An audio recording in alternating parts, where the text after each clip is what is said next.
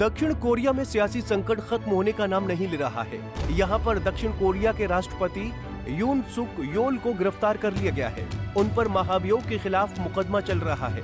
यून को गिरफ्तार करने तकरीबन 2000 से ज्यादा पुलिसकर्मी उनके घर पहुंचे थे, लेकिन यून के घर के बाहर खड़ी सुरक्षा व्यवस्था के चलते यून के सुरक्षा कर्मियों ने पुलिस को अंदर जाने ही नहीं दिया, उन्हें बाहर ही रोक दिया, जिसके बाद यून के समर्थकों और पुलिस के बीच झड़प हो गई। देखते ही देखते ये पूरा मामला हाई वोल्टेज ड्रामे में बदल गया। हालांकि पुलिसकर्मी यून को गिरफ्तार करने में सफल रहे। ऐसे में अब आपको सिलसिलेवार तरीके से बताते हैं कि आखिर दक्षिण कोरिया में इस सियासी उठापटक के पीछे का कारण क्या है और क्यों राष्ट्रपति यून सुक योल को गिरफ्तार किया गया है, उन पर किस मामले में महाभियोग का आरोप लगाया गया है। दरअसल दक्षिण कोरिया में 3 दिसंबर की रात राष्ट्रपति यून सुक योल ने इमरजेंसी यानी मार्शल लॉ लगाने का ऐलान किया था, जिसके बाद दक्षिण कोरिया के लिए 6 घंटे काफी उथल पुथल भरे रहे थे। इसके विरोध में देश भर में विरोध प्रदर्शन होना शुरू हो गया था। विरोध के चलते महज कुछ घंटों के भीतर ही इन सब बवाल के बीच राष्ट्रपति ने देश में लगाए गए मार्शल लॉ को समाप्त करने की घोषणा कर दी थी। अब सवाल ये भी है कि आखिर इमरजेंसी लगाई क्यों गई थी, तो आपको बता दें राष्ट्रपति ने क्यों लगाई इमरजेंसी। दक्षिण कोरिया के राष्ट्रपति यून सुक योल ने 3 दिसंबर को विपक्षी दलों पर सरकार को पंगु बनाने, उत्तर कोरिया के प्रति सहानुभूति रखने और देश की संवैधानिक व्यवस्था को कमजोर करने का आरोप लगाते हुए देश में इमरजेंसी मार्शल लॉ की घोषणा की थी। उन्होंने टेलीविजन पर प्रसारित राष्ट्र के नाम संबोधन में ये घोषणा की थी, जिसके बाद दक्षिण कोरिया में जारी राजनीतिक तनाव और बढ़ गया। उन्होंने अपने इस कदम पर सफाई देते हुए कहा था कि ये फैसला दक्षिण कोरिया को उत्तर कोरिया की कम्युनिस्ट ताकतों द्वारा उत्पन्न खतरों से बचाने और देश विरोधी तत्वों को खत्म करने के लिए लिया गया है। उन्होंने कहा कि मैं इमरजेंसी मार्शल लॉ की घोषणा करता हूं। उन्होंने देश की स्वतंत्र और संवैधानिक व्यवस्था की रक्षा के लिए इसे आवश्यक बताया।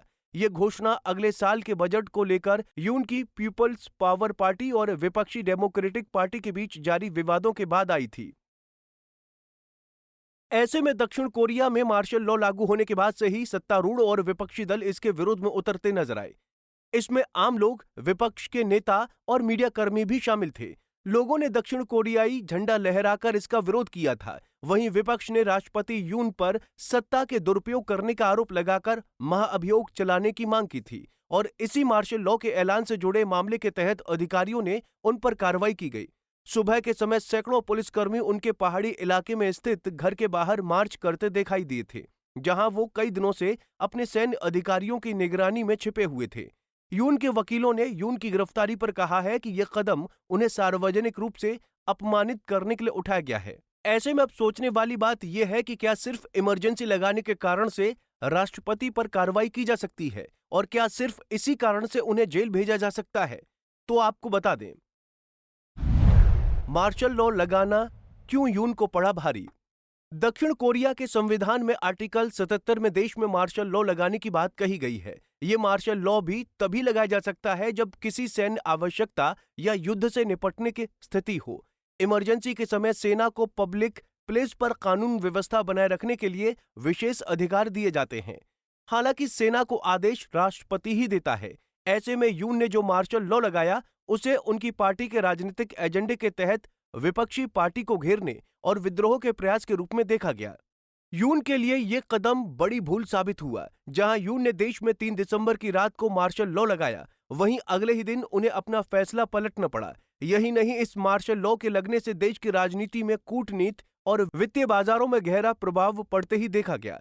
यही कारण था कि उन पर संसद ने 14 दिसंबर को महाअभियोग लगाया और उनकी राष्ट्रपति पद की शक्तियों को निलंबित कर दिया गया। और इसी मामले के तहत महाभियोग का सामना कर रहे राष्ट्रपति यून सुक योल को पुलिसकर्मियों ने गिरफ्तार किया। फिलहाल यून पर लगे महाअभियोग के आरोपों की पुलिस संयुक्त रूप से जांच कर रही है।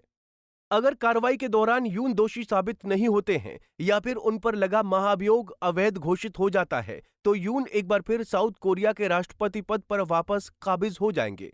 अब ऐसे में ये मुद्दा जो साउथ कोरिया में विवादास्पद बना हुआ है, उस पर क्या होगी आगे की राह, इस पर पूरी दुनिया की निगाहें टिकी हुई हैं।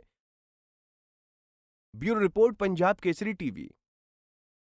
हमसे जुड़े रहने के लिए हमारे YouTube चैनल को सब्सक्राइब करें और नई वीडियो की नोटिफिकेशन के लिए बेल आइकॉन को दबाएं।